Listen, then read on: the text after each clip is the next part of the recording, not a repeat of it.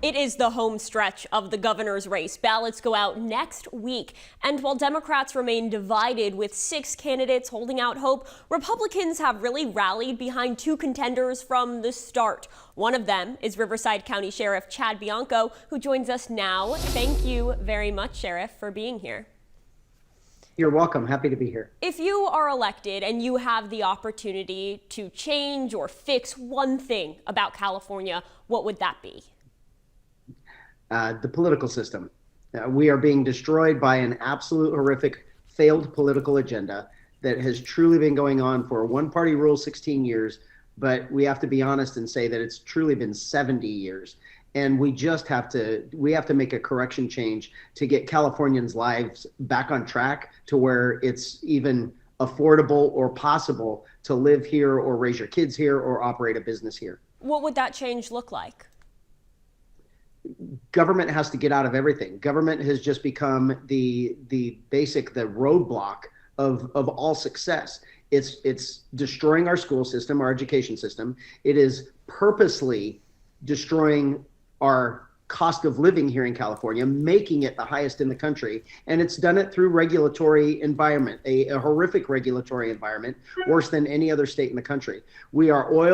We should be oil independent in our state, and instead we buy it from other countries, which costs 5 times more than doing it ourselves here. We are importing electricity, which we should be moving toward a nuclear electric power supply so we can actually provide us with the electricity we need. We've destroyed our water supply. We don't have a water problem. We have a water management problem that has been ruined by government policy, and we have to get rid of all of those regulations. The environmental activists who have taken over all of the regulatory boards, commissions, and positions in California are destroying our ability to survive. Our businesses are being forced out. We can't afford gas. We can't afford groceries. It's horrific. And it is not because of Californians. It's not because of business owners. It's because of a failed political agenda in Sacramento that they are doubling down on because they don't want to admit that it's failed. So it sounds like you want to shrink the size of California's government. Does that mean services that Californians rely on would be on the cutting room floor? So the bottom line is Californians should not be relying on government services. That's the problem of California. We have gone to where 50% of our budget is going towards social programs, basically just obtaining votes for the next election. We have to get back to the reality of what government was designed for. We have to keep people safe, our businesses safe, our schools safe, our kids safe, our businesses safe, us safe in our homes. We have to make crime a crime again. We have to invest in our infrastructure, which we have completely neglected over the last 20, 30, 40 years. Our roads are the worst in the country. Just a study came out that said California is number 50 on quality of roadways and infrastructures in the country. And we are the richest state in the country. We don't have a money problem. We have a spending problem because California government is spending its money where it should not be spending its money. We have to provide the infrastructure. We have to provide the water, the electricity. We have to get out of business's way so business can prosper, businesses can thrive. That brings more jobs, more businesses into California, stimulate the economy like it's supposed to be done. Government has to get out of the way. Government does not produce anything other than bad results, and we have to realize that. The last time we spoke, when I asked you what the one issue at the heart of your campaign was, you said California. Can I ask you to be more specific than that? What is the single issue most fundamental to you? It's California. What about California? The economy, homelessness, immigration? Everything. It's everything. How can we say that it's only one thing? If I say it's homeless, what if someone is watching this right now and says, well, that's not my number one issue? What if I say it's crime and they say, well, that's not my number one issue, so I don't like Sheriff Bianco? That's the problem with government, is we want to talk about one thing and one thing only, when the reality is, what's that gotten us? It's gotten us a complete failure of California because the government agenda doesn't care about Californians. I care about people who live in Shasta County the same way, no more, no less, than I care about someone that lives in Los Angeles County. Someone that lives in San Francisco is no better than someone that lives in San Diego. So why are we acting like they are different? Californians' How do you lives square, are though, being wanting to stolen minimize from California government while tackling all those issues? because California government is causing it. It is a regulatory environment and the taxation environment that is destroying California. And it is because all of those entities, the boards and commissions that control the business environment, the farming environment, the water environment, the electric environment, all of them are run by activists and their lawyers. And California state government is appeasing activism to the detriment of the 95% of Californians. If Californians want a better California, they're going to vote for me because Californians are being hindered and punished for living in California. If you want the same status quo, then vote for any one of those other people that were on that stage the other night, because none of them are going to do anything different for your lives, because all they care about is their own political agenda or their own private agenda or their own ideological agenda. And I am simply going to bring back the ability for Californians to be successful in this state. So are you saying it's the fault of California's government that we are experiencing this homelessness crisis? 100%. It was caused by the government. So you have promised to end homelessness in California in 2 years. How do you do that? Why hasn't that happened yet? Because I care about the homeless people that are dying on our streets. I actually talk to the homeless people that are dying on our streets. I actually interact with the people that are dying on our streets. Every single one of those people that were on that stage with me the other night are liars. They're being told what to say. They're being told little verbiage and twisted little things to say to play on people's emotions, so you think they're going to do something. California's homeless situation has gotten worse, exponentially worse, since 2014. 2012 is when it started, and the government did it. AB 109 started at prison realignment, where they dumped all those state prison inmates into county jails and onto our streets. Then Prop 47 and Prop 57, which they lied to the public to get passed, made crimes not a crime, which legalized drugs in California. And that is what we are seeing on our streets. And then we just say we're giving more money, giving more money, giving more money. Everybody's getting rich off of it. And if you go talk to those people on the streets that are suffering, they're begging for help. So what do you do? How do you get them off the streets? I blame you and the media for not caring about this until today. Why in the last 8 years have you not said anything about the people dying on Skid Row in Los Angeles? I've been covering homelessness since I got to California 2.5 years ago, but I'm wondering what you would do to get those people you talk to off the streets. I will tell you what I'm going to do. I'm going to stop making people rich off of them. I'm going to stop the assistance that the state is giving them to enable them to buy the drugs and alcohol that's being provided to them while they're there. I'm going to give them the treatment for the drug and the alcohol addiction that they are suffering. I'm going to give them the treatment for the mental health issues that they are suffering from. And we're going to treat something that the state doesn't allow, and that's mental health and drug and alcohol abuse at the same time, because that's where our problem is. And the state purposely set this up to create a homeless industrial complex, to funnel all of this money through the homeless industrial complex back into the election cycles, so they keep getting again, and this money continues. The homeless industrial complex will never stop, because the people getting that money don't want that money to end. I want to save the lives of the people that are living on the streets. For 33 years, I have done this. I have interacted with them personally.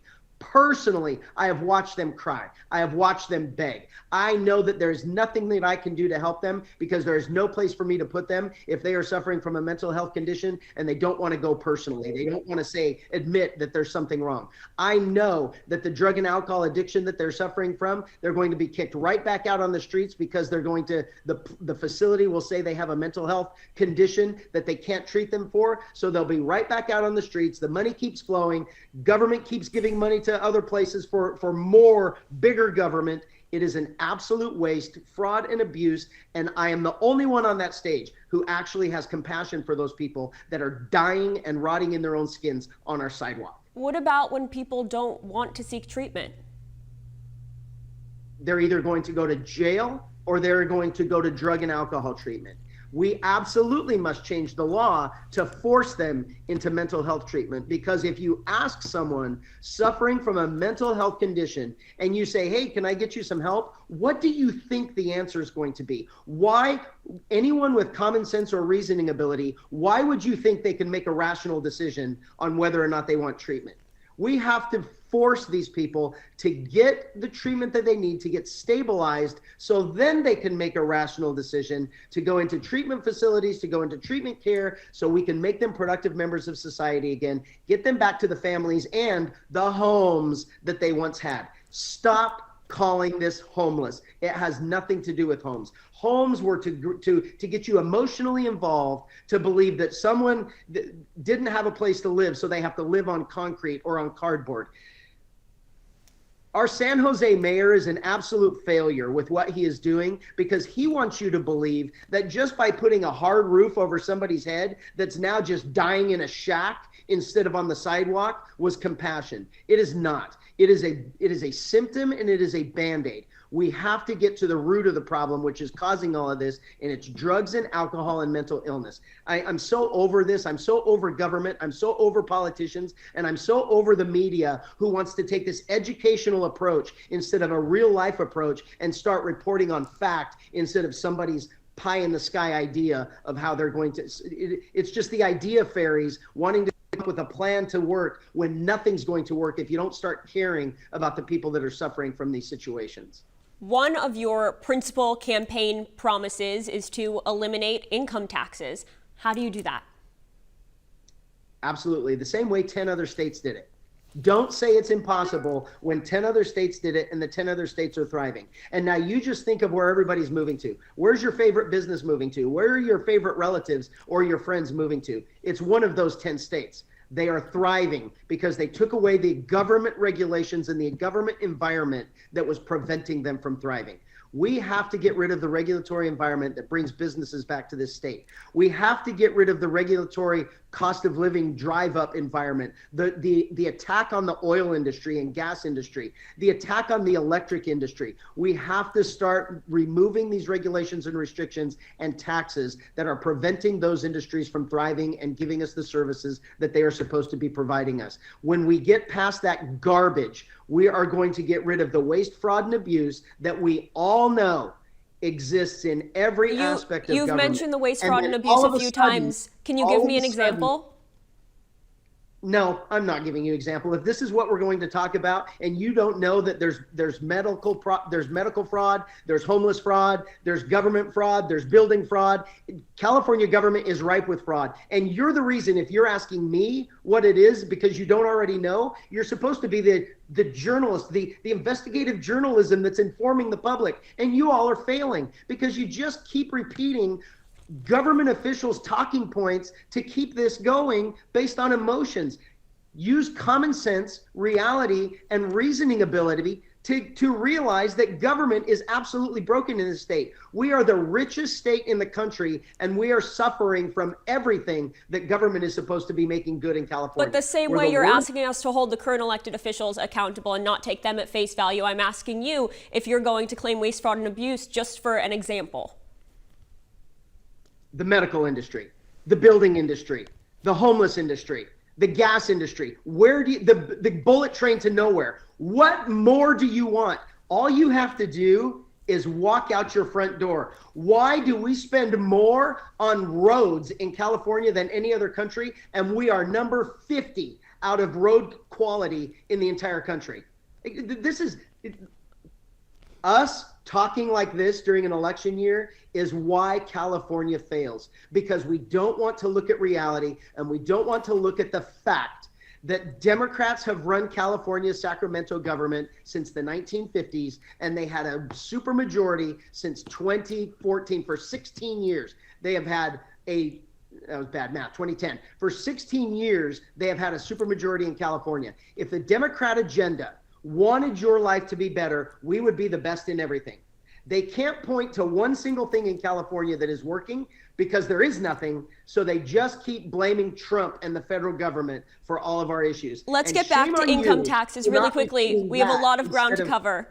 I do want to ask, income taxes are the state's single largest source of revenue. So how would you be able to compensate for those $100 billion? Do you realize that if we're the highest taxed in the entire country, 13%. There's only 140,000 people. 140,000 people pay 51% of the taxes in this state. We are losing 1 million people a year.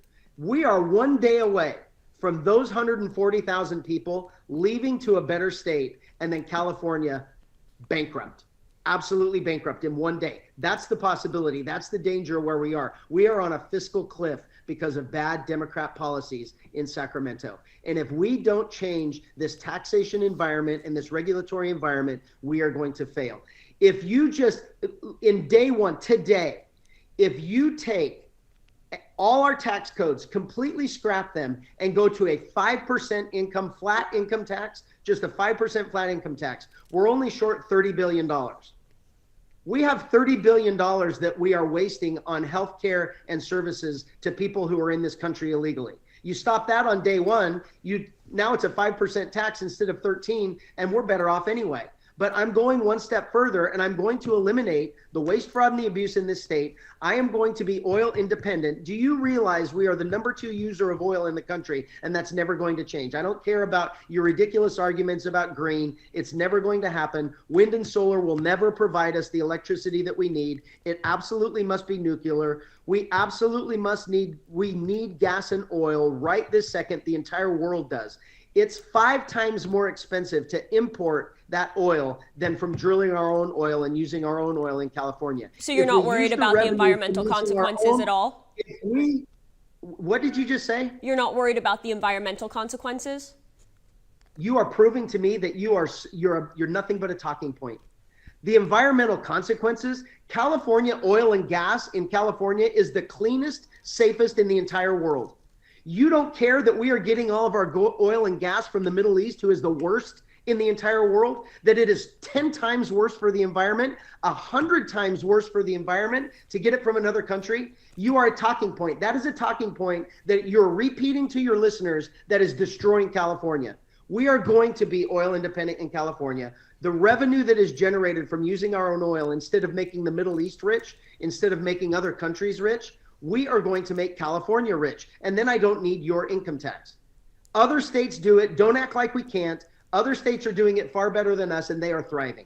Okay, I would like to talk about immigration. Would you work with the Trump administration to deport undocumented people from California? Yeah, yes. It is the federal government's role to run immigration and immigration enforcement. What I will make sure of is sanctuary state is absolutely gone, because it is making you less safe, and more importantly, it is making the immigrant community in this country less safe, and it absolutely must be taken away. We have to get rid of sanctuary state. Immigration officials must be allowed inside our jails to deport every single person in this country illegally who ends up in our jail system. Absolutely must be deported. So you want to overturn SB 54? I'm going to overturn SB 54 one way or the other, either with my current lawsuit or after the state elects me as governor, because it is harming California. How would you work with Democrats in the state legislature? California is putting me in that office to fix what Democrats in the state legislature have broken. So what they need to start asking themselves, and what you need to take a different look at it, how are they going to work with me for the will of California? Because I am going to fix what they broke. Why would I work with them? They are going to work with me to fix California, what they have broken, or I'm going to expose them to all of you, and you cannot vote for them in 2 years. But one way or the other, California is going to be much better with me as your governor, with a government that actually works to make our lives better, instead of special interests and government bigger and better. But That's if Democrats maintain the to. supermajority in the state house, wouldn't you need to work to find compromise? Otherwise, wouldn't you just encounter stalemates and gridlock? If I go every single day and tell the state of California, these are the legislators who are standing in the way of you not paying state income tax, how long do you think that person's going to be there before they get unelected? Either recalled or voted out in their 2-year election. They come up for election every 2 years. Stop with the pessimism. How about we just get to fixing what's broken in California? I can tell your political leanings anyway. Just point to me something that's working in California. Point to me one thing. I ask tough questions of members of both parties. I don't think you do. There is nothing working in California for Californians. Nothing. There is nothing working in our favor. I came here 37 years ago for a better life, and I was able to achieve it because I worked my butt off and it was available to me. It is no longer available to my kids. It certainly is not available to my grandkids and to tens of millions of other Californians. It is no longer attainable, not because we changed, but because the environment in Sacramento changed on a government policy, a government agenda, an ideological agenda towards socialism that does not work, has never worked, and Americans don't want it. We are broken in this state because of government, and if you want the same thing, vote for the same people. If you want California government that works for you to make your life easier, then you're going to have to vote for an outsider, a person that wants to go in and send people to prison for victimizing you and fix the corruption, the fraud, the waste, the abuse, and the brokenness of government. Would you declare a state of emergency over the Tijuana sewage crisis? The moment I get there. This is proof that the Democrat Party does not care one bit about Californians or the environment. Where in the world is the California Coastal Commission in this disaster in San Diego? Where is your governor? Where is the legislature? They don't care about you, San Diego. They don't care about you, anyone near the beach. They don't care about Americans. They care about nothing but their environmental activism that benefits them in preventing growth. They couldn't care less about the environment or your life. And will you accept the certified election results in June, whether you advance to the general or not? That's the most stupid question that you can ever ask anybody. We have elections for a reason. Do we know there is fraud? Of course we do. Do we accept the fraud when we lose? Of course we do. It's only Democrats that don't accept things. I'm so sick of this. I'm sick of us talking about these things. I'm sick of talking about these things that don't matter, that haven't broken California. But is that a yes? If I lose the election, I already answered you yes. That's what we do. We're in America. The only people that don't accept it are Democrats, and they death threats. They threaten death. They actually try and kill people.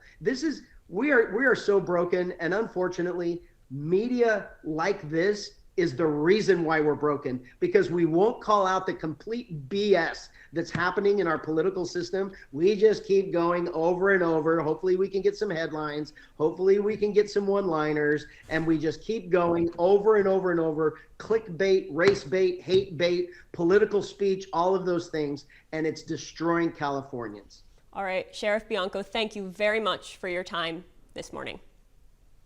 Absolutely.